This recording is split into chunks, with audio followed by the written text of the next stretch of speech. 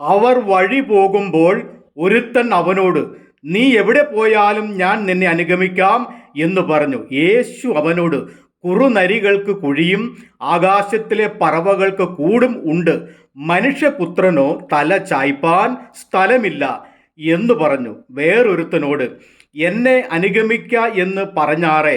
അവൻ, ഞാൻ മുമ്പേ പോയി എൻ്റെ അപ്പനെ കുഴിച്ചിടുവാൻ അനുവാദം തരേണം എന്ന് പറഞ്ഞു.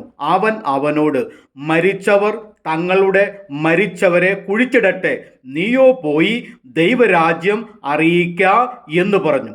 മറ്റൊരുത്തൻ, കർത്താവേ, ഞാൻ നിന്നെ അനുഗമിക്കാം, ആദ്യം എൻ്റെ വീട്ടിലുള്ളവരോട് യാത്ര പറയുവാൻ അനുവാദം തരേണം എന്ന് പറഞ്ഞു.